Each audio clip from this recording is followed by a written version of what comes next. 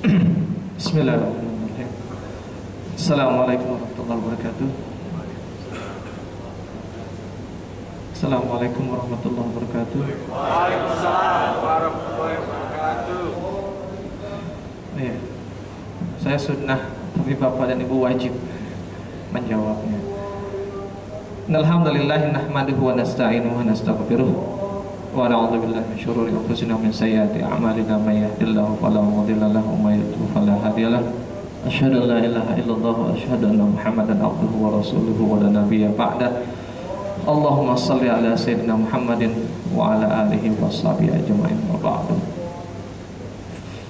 Qala Allah ta'ala fi kitabil karim, a'udzu billahi minasyaitonir rajim. Bismillahirrahmanirrahim.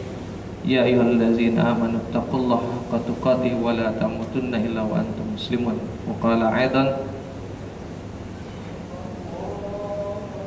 Ya ayyuhallazina amanu taqullaha wa qulu qawlan sadida yuslih lakum a'malakum wa yaghfir lakum dhunubakum wa may yuti'illaha wa rasulahu faqad faza fawzan 'azima. Shadaqallahul azim wa shadaqa rasulun bil karim.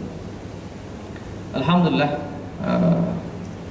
segala puja dan puja bagi Allah, salam dan salam bagi Rasulullah Muhammad sallallahu alaihi wasallam, nabi kita, pemimpin kita, teladan dalam iman, dalam Islam, dalam ibadah, dalam muamalah, dalam dakwah, dan teladan dalam berbagai aktivitas kita sehari-hari lainnya. Dan tak lupa kita sampaikan salam untuk keluarganya, sahabatnya, para tabi'in, para tabi'ut tabi'in, dan kaum muslimin seluruhnya yang tetap istiqomah hingga hari kiamat nanti, dan mudah-mudahan Allah jadikan satu di antaranya. Amin ya Allah. Kita awali dengan lafaz basmalah. Bismillahirrahmanirrahim. Baik, Bapak Ibu yang dimuliakan Allah Subhanahu wa taala. Ini sebenarnya materi training saya. Jadi mohon maaf nanti ada beberapa slide yang isinya saya ambil dari quotation umum yang bukan dari Islam, tapi dia merujuk pada tema yang hendak kita bahas. Untuk memberikan titik tekan, menunjukkan bahwa secara universal apa yang hendak kita bahas ini pun menjadi satu nilai yang dipahami kan, oleh seluruh manusia kan, seperti itu. Sehingga ketika seluruh manusia memahaminya, apalah lagi seharusnya seorang mukmin, seperti itu. Baik, saya mulai dari slide yang pertama. Bapak Ibu dimuliakan Allah Subhanahu wa taala, karena memang saya selalu memulainya dengan ini ketika membahas tentang the power of sharing, ya, kekuatan dari berbagi. Sekali lagi mohon maaf, saya angkat dari satu nanti bicara ayat hadis banyak nanti setelah ini. Ada satu quotation menarik yang disampaikan oleh salah seorang tokoh dunia namanya Winston Churchill. Dia katakan, we make a living by what we get, we make a life by what we give, katanya. Kita hidup dari apa yang kita dapat, tapi kita memberikan makna hidup, ya, bahasa gampangnya begitu, memberikan makna hidup dari apa yang kita berikan. Bapak Ibu yang dimuliakan Allah Subhanahu wa taala, mudah untuk kita hidup. Kita kerja, yang kita dapat, yang kita cari, dengan itulah kita hidup. Tapi kita tidak hanya sekedar hidup, bahkan kita mendapatkan hakikat dan makna kehidupan yang sesungguhnya. Kita merasakan betapa bahagianya, ya kan, menghadapi atau mendapatkan sebuah kehidupan ketika kita memberi, ya kan, ketika kita berbagi. Ilustrasi kecilnya saja, paling gampang misalnya, jika sekarang ini kan di akhir-akhir menjelang akhir bulan ya, betul ya, 27 ya, 30 ya, sudah akhir bulan bahkan. Tapi kalau swasta akhir bulan justru baru gajian. Tapi kalau PNS biasanya akhir bulan itu sudah habis, karena katanya cuma 2 pekan bertahannya. Nah, ketika di akhir-akhir bulan, ketika seseorang misalnya dia pulang ke rumah dalam keadaan letih, kemudian dia minta dihidangkan makan oleh istrinya, kemudian istrinya menghidangkan makanan, maka kemudian yang didapat ternyata hanyalah nasi, sepiring nasi dengan lauk berupa tempe atau tahu goreng saja.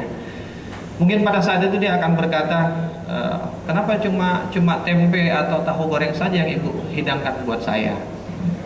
Kemudian istrinya hanya berkata, ya bapak tahu sendiri sekarang sudah akhir bulan pak, uangnya cukup untuk itu saja, dan bapak belum kasih lagi gaji yang untuk berikutnya. Jadi makanlah apa yang ada. Kemudian karena sadar diri dia makan. Tapi pada saat dia mau makan, tiba-tiba pintu rumahnya diketuk, tok tok tok, assalamualaikum, tidak jadi dia makan. Dibuka pintu rumahnya, ternyata tetangga sebelah kanannya membawa sebuah nampan. Karena membawa sebuah nampan, biasanya kalau nampan kan ada piring di atasnya atau mangkok. Maka kemudian dia tanya, ada apa? Enggak, ini mohon maaf Bapak, saya tahu ini akhir bulan dan saya tahu bagaimana keadaan Bapak. Jadi saya ada kelebihan, saya bawakan ini. Dalam hatinya alhamdulillah, ada tambahan lauk buat makan. Diterima, kemudian ditutup pintunya, diletakkan di atas meja. Begitu dibuka, ternyata isinya tahu rebus atau tempe bacem. Ketika dia mau makan lagi, tiba-tiba diketuk lagi pintu rumahnya. Begitu dibuka, ternyata tetangga yang sebelah kiri membawa nampan juga. Assalamualaikum Bapak, mohon maaf, kami ada kelebihan rizki, dan karena ini juga sudah di akhir bulan, ya kita tahulah gimana nasibnya PNS, jadi kami bawakan ini.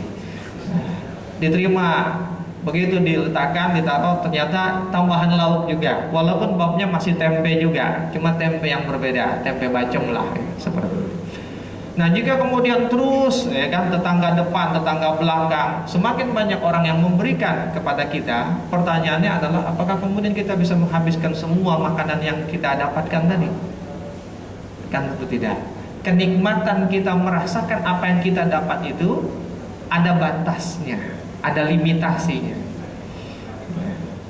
Itulah yang dimaksud dengan we make a living by what we get. Tapi siapakah yang kenikmatan dan kebahagiaannya tidak pernah habis? Tetangga kita yang memberi tadi. Ketika sampai di rumah dia cuma berpikir, alhamdulillah hari ini saya bisa ngasih. Bapak itu harusnya makan cuma nasi doang, karena saya kasih tempe bacem, dapat dia tempe bacem buat kamu. Ada kebahagiaan yang luar biasa dan itu tidak ada limitasinya. Bukan main bahagianya. Tidak akan habisnya kebahagiaan itu, walaupun tempe yang diberikan sudah habis dimakan oleh tetangga sebelah. Seperti itu. Itulah yang dimaksud dengan we make a life by what we give. Kita merasakan arti nikmat dari kehidupan itu dari apa yang kita kasih. Bapak Ibu yang dimuliakan Allah. Ini singkat-singkat saja, karena ini materi panjang seharusnya. Ada satu prinsip namanya boomerang principle. Bumerang, senjatanya orang aborigin, ketika dilempar, ya kan, maka dia akan kembali lagi kepada yang melempar. Ya. Makanya di dalam bumerang principle itu ada kalimat all that I give is given to myself. Apapun yang aku berikan, maka dia akan kembali kepada all that I give is given to myself. To give is to receive. Memberi dia bermakna menerima. Maka barang siapa yang dia memberi, bersiap-siaplah untuk menerima. Tapi barang siapa yang tidak pernah memberi, jangan pernah berharap dia akan pernah menerima. Dan ketika kita bicara dalam konteks masyarakat yang lebih luas, ketika satu masyarakat punya semangat untuk memberi atau berbagi, niscaya tidak akan pernah ada orang yang meminta. Betul nggak? Ini contoh kita ada di sini, semua punya semangat pengen ngasih ke sebelahnya. Yang sebelah pengen ngasih sebelah, yang sebelah pengen ngasih sebelah. Maka tanpa pernah berpikir untuk meminta yang di sebelahnya, maka dia sudah dikasih. Karena semua punya semangat untuk ngasih.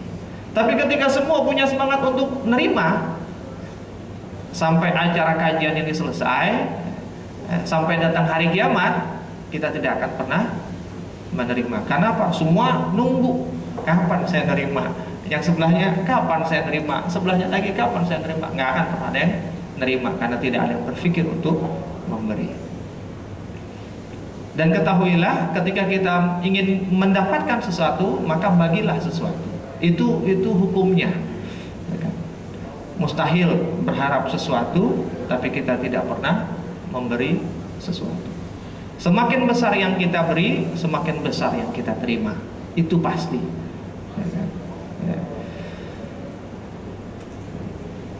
Bahkan Allah pun katakan, ya kan, di dalam Al-Quran, dalam kayaknya kebesaran, dalam surat Saba ayat 39, ya kan, wa ma tunfiqu min syai'in fi sabilillahi yuwaffa ilaikum. Dan apapun yang kamu berikan, yang kamu infakkan, ya kan, maka Allah akan menggantinya, Allah akan membalasnya. Nah, ketika bicara tentang bab balas membalas, maka God mathematics is different, kan gitu. Matematikanya Allah itu beda. Kan kalau kita bicara matematika kita, 1 tambah 1 2, 2 tambah 2 4, 4 tambah 4 8, 8 dikurang 7 1, 1 dikurang 1 kosong, habis. Tapi tidak begitu matematika Allah Subhanahu wa taala. Ada satu kisah menarik. Kisah menariknya begini. Ada salah seorang generasi tabi'in. Nah, generasi tabi'in namanya Imam Hasan Al-Basri. Saya yakin kalau disebut nama ini pasti semua tahu. Salah seorang tabi'in besar, bahkan bukan tabi'in biasa tapi tabi'in besar, karena ketika beliau lahir Rasulullah masih hidup, walaupun tidak berjumpa dengan Rasul, tapi saat dia lahir Rasulullah masih hidup. Itu sebabnya disebut sebagai tabi'in besar. Nah, para tabi'in itu rata-rata punya amalan gacoan, amalan utama. Amalan gacoan atau amalan utama itu adalah amalan yang selalu dia lakukan sepanjang hidupnya dan tidak pernah dia tinggalkan hingga dia mati. Ada yang amalan gacoannya sholat duha, ada yang amalan gacoannya puasa Senin Kemis, ada yang amalan gacoannya puasa Ayyamul Bid, ada yang amalan gacoannya macam-macam. Nah, yang namanya Hasan Basri, amalan gacoannya adalah dia tidak akan pernah membiarkan tamu yang datang ke rumahnya pulang dalam keadaan lapar, pulang dalam keadaan kecuali sudah diberikan jamuan yang terbaik dan dalam keadaan kenyang. Itu amalan gacoannya Hasan Basri. Nah, namanya dia seorang ulama, di zamannya pun dia seorang ulama, maka tentu rumahnya biasa didatangi oleh banyak orang untuk sekedar bertanya, minta nasihat, minta fatwa. Sampai satu hari kemudian ada yang datang ke rumahnya, Assalamualaikum, begitu dibuka ternyata 4 orang anak muda. Ketika 4 orang anak muda dilihat, maka dipersilahkan masuk. Masuklah mereka, kemudian mereka berbincang-bincang masalah agama. Di tengah perbincangan itu kemudian Hasan Basri minta izin, saya mohon maaf, saya mau ke belakang sebentar. Begitu sampai di belakang, dia panggil dia punya khadimat, dia punya pembantu, ya kan? Anggaplah dalam bahasa kita sebutannya ujang gitu. Jang kemari jang, ada apa tuan? Kata ujang. Ada tamu, kata orang. Terus kenapa tuan? Seperti biasa. Nah, ujang sudah tahu cluenya. Kalau dibilang seperti biasa, udah tahu dia maksudnya. Tapi kemudian ujang bilang, tunggu dulu tuan. Hari ini Tuhan belum ngasih duit ke saya karena masih pagi. Belum lagi Tuhan memberikan uang kepada saya. Sehingga yang ada saat ini tidak lain hanyalah 1 potong roti saja. Tidak ada yang lain kecuali sepotong roti. Wah, Hasan Basri bingung karena dia juga lagi gak punya uang di hari itu. Terus gimana dong Tuhan?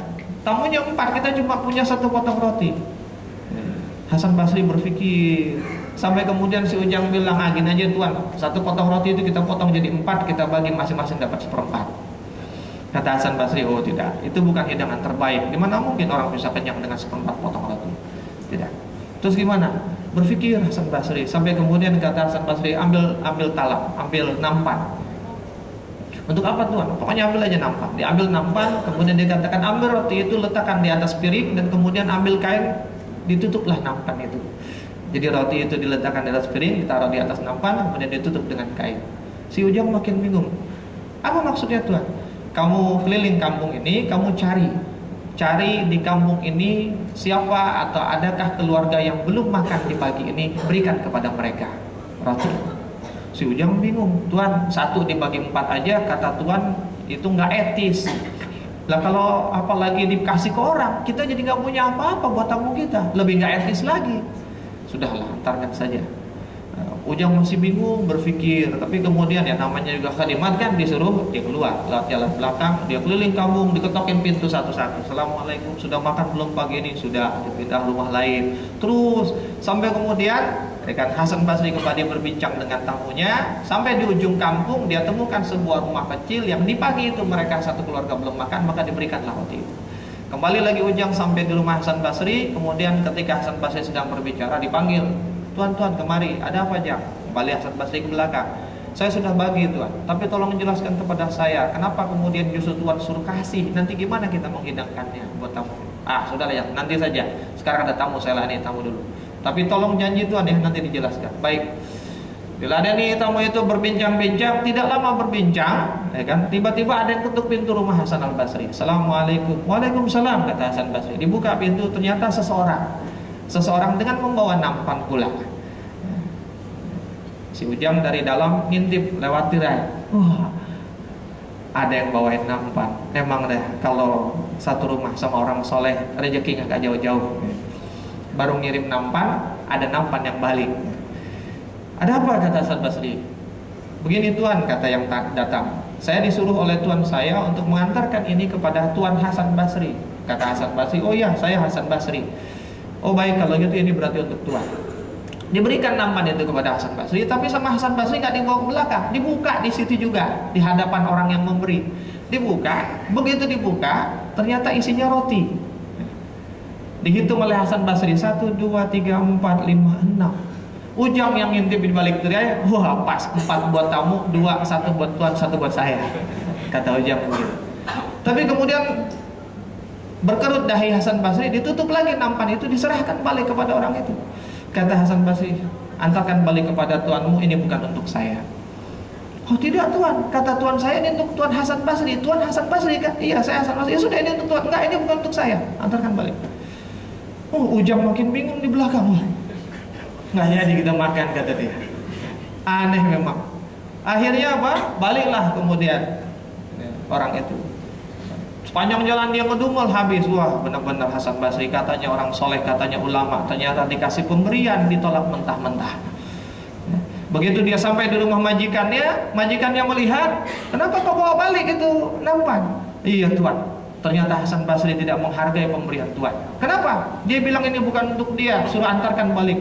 Kata majikan, ya sudah, lain kali kalau kita punya rezeki gak usah kita berikan lagi dia. Dan diambil oleh majikannya, dibawa ke meja makan. Begitu sampai di meja makan, dibuka tudung meja makan, ternyata ada satu nampan yang lain di situ. Kata majikannya, oh kamu salah, bukan ini, yang itu yang buat Hasan Basri. Kata majikannya, tidak tuan, tadi tuan bilang yang ini. Enggak, yang itu, yang ini tuan, yang itu, yang itu. Majikannya kan saya, bukan kamu, kata dia.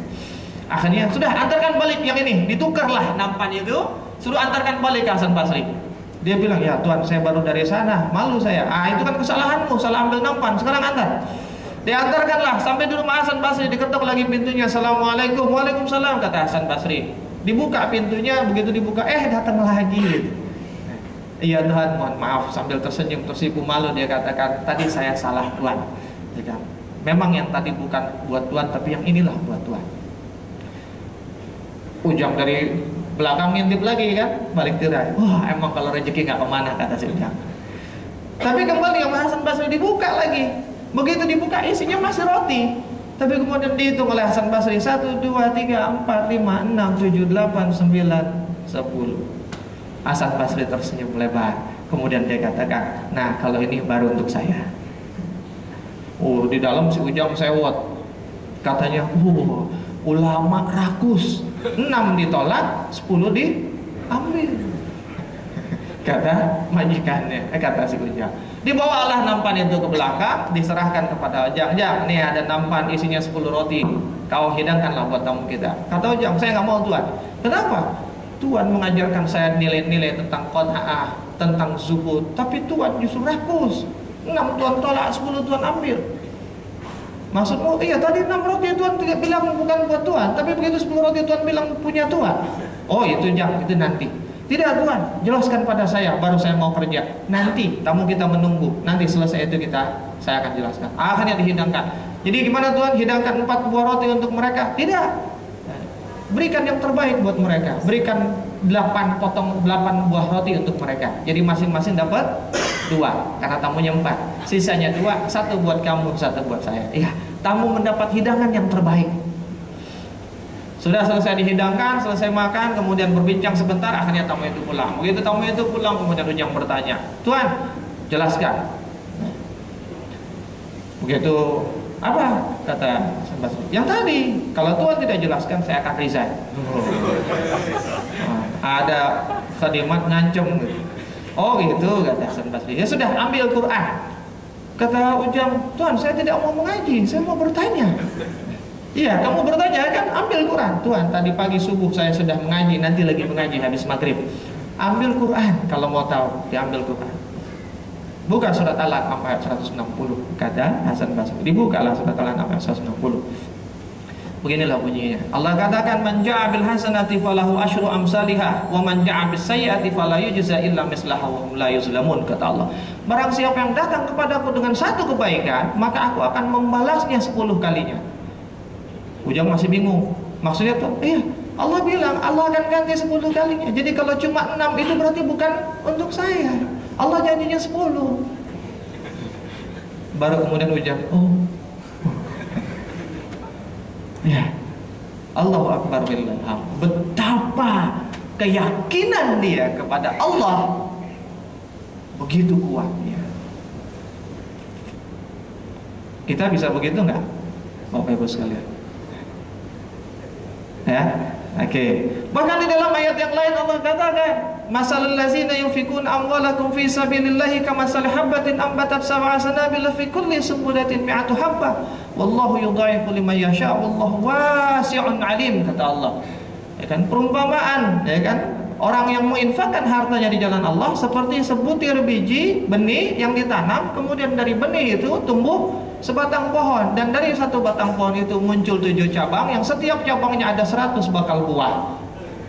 Begitulah Allah melipat gandakan 1 dengan 700 kali lipatnya. Bahkan Allah katakan, wallahu yudha'ifu liman yasha, dan Allah akan membalas sesuka-suka dia. Itu bahasa gampangnya. Kalau bahasa terjemahannya, Allah melipat gandakan bagi siapa yang dia kehendaki. Tapi kalau bahasa terjemahan kalau orang gaul bilang terjemahan gebleknya lah ya, itu Allah akan membalas semau-mau dia. Artinya apa? 700 hanyalah sebuah perumpamaan. Bisa lebih dari itu Allah membalasnya. Dan kenapa bisa? Wallahu wasi', Allah maha luas kekayaannya. Ya. Kalau saya yang menjanjikan infak masing-masing 50.000. Kalau infak 50.000, ntar saya bayar, saya ganti 700 kalinya. Percaya nggak? Nggak percaya kan? Nggak percaya. Mau laptopnya aja Asus. Kalau kata teman saya yang orang Jawa, ini Asus nih artinya banyak anjing katanya.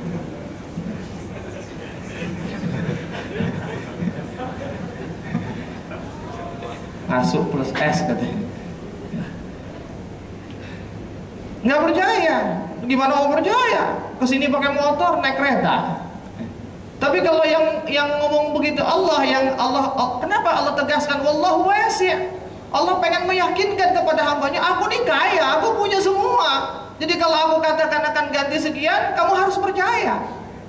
Tapi ternyata walaupun sudah digituin sama Allah, kita banyak sering nggak percaya ya. Betul? Ngaku aja. Bahkan Allah katakan di dalam surat At-Talaq ayat 7, At-Talaq ini dari 1 sampai ke 8 atau 10 ayat itu bicara tentang itu semua. Saya ambil ayat ke-7-nya saja. Allah katakan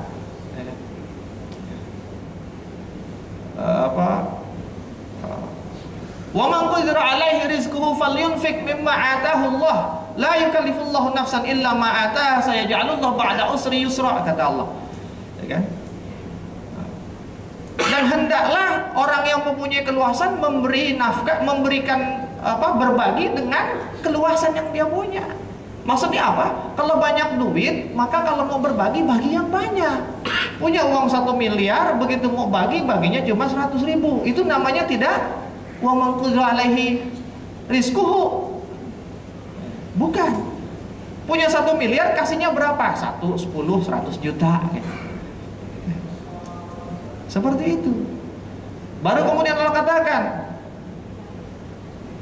wa man qadira alaihi rizquhu, tapi barang siapa yang sempit, hendaklah orang yang punya keluasan itu di awal ayatnya liyunfik zu sa'atin min sa'atah, dan berinfaklah orang yang memiliki keluasan dengan keluasannya, dan berinfaklah orang yang kaya dengan kekayaannya. Itu maksudnya. Tapi wa man qadira alaihi rizquhu, barang siapa yang sempit rizkinya, nggak punya duit, miskin, kere, ya kan, lagi bokeh, solusinya kata Allah apa? Falyunfik, tetap suruh infak sama Allah. Pakai apa? Mimma atahullah, dari apa yang Allah kasih ke kita. La yukallifullahu nafsan illa usaha. La yukallifullahu nafsan illa ma ataha. Allah tidak akan pernah membebani sesuatu kepada hambanya kecuali hamba itu mampu. Dan yang menarik di akhir ayat itu, saya ja'alullah ba'da usri yusra. Kenapa? Allah akan menjadikan bagi mereka, saya ja'alullah ba'da usri, ya kan? Setelah kesempitan, yusra, keluasan. Jadi kalau lagi bokek, lagi nggak punya duit, lagi miskin, maka berinfak, berbagi. Maka dengan berbagi itulah Allah akan berikan keluasan rizki kepada kita. Jangan malah pelit, nyimpen, saya cuma ada segini, ntar aja lah infaknya. Jangan, nggak bakal kaya, nggak akan kaya. Kita nggak bisa kaya raya dengan menabung, nggak bisa. Nah, Bapak Ibu, Allah Subhanahu Wa Taala. Di dalam ada to get all, give all to all. Ini bicara tentang berbagi. Kalau pengen dapat banyak, kasih yang banyak. Jangan pengen dapat banyak, ngarepin ya Allah berikan aku rumah yang banyak, berikan aku uang 1 miliar. Giliran mau berbagi ke orang 1.000, 2.000, recehan. Coba aja jajal kalau Jumatan di sini. Kalau Jumat ibu-ibu nggak tahu lah ya. Ini rahasia kita ya. Bapak-bapak, kalau Jumatan namanya tromol Jumat itu kan kayak di jalan tol ya, lancar jalannya. Sekalinya ada traffic light, bunyi nyaring, kelontang gitu. Betul. Coba sekali-sekali begitu traffic light berhenti itu kotak amal, buka dompet ada 100.000, 50.000, 20.000, 10.000, 20.000, 10.000, 5.000 dan seterusnya sampai yang kecil. Berapa yang bisa kita kasih biasanya? Paling banter 10.000. Sekali-sekali ambil yang 50.000 atau yang 100.000, masukin. Jago kalau nggak bergetar. Nggak masuk. Nggak masuk. Melenceng terus dari lubangnya. Balik lagi ke kantong. Bapak Ibu yang dimuliakan Allah Subhanahu Wa Taala, bergetarnya kita, beratnya kita, itu tidak menjadi indikasi bahwa kita tidak ikhlas. Para sahabat, satu di antaranya adalah Ali bin Abi Thalib. Ketika dia termasuk orang yang paling gemar dalam berinfak, ketika ditanya, apakah kamu tidak bergetar, tidak ngeri ngelihat anak-anakmu belum makan hari itu, tapi makanan yang kau berikan kepada orang lain? Kata Ali, siapa bilang? Bergetar juga, risau juga ini hati, gimana anak saya makan? Tapi itu tidak mengindikasikan sebagai ketidakikhlasan kita. Kita sering bersembunyi di balik keikhlasan. Lebih baik sedikit asal ikhlas daripada banyak tapi tidak ikhlas. Akhirnya sedikit terus. Ya beginilah umat Islam. Kere-kere terus. Padahal orang-orang Nasrani bicaranya dia perpuluhan, 10%. Kita merasa puas dengan 2,5%. Betul. Itu pun kadang dipaksa-paksa 2,5%. Dikurang-kurangin hitungannya. Bapak Ibu, seperti itu. Itu makanya kemudian Allah katakan, ya kan? Lan tanalul birra hatta tunfiqu mimma tuhibbun. Kita sekali-kali tidak akan pernah sampai pada kebaikan yang paling tinggi. Lan tanalul bir, albir itu kebaikan yang tertinggi. Hatta sampai tunfiku mimma tuhibbun, kita mau menginfakkan, mau membagi apa yang paling kita cintai. Mimma tuhibbun. Bu, cinta sama suami Bu ya? Sayang kan ya? Nah, bagi Bu. Nggak bercanda Bu. 150.000, 20.000, 10.000, 5.000, 2.000, 1.000, mana yang paling kita suka? Jangan bohong. Saya paling suka dengan 10.000 karena warnanya bagus.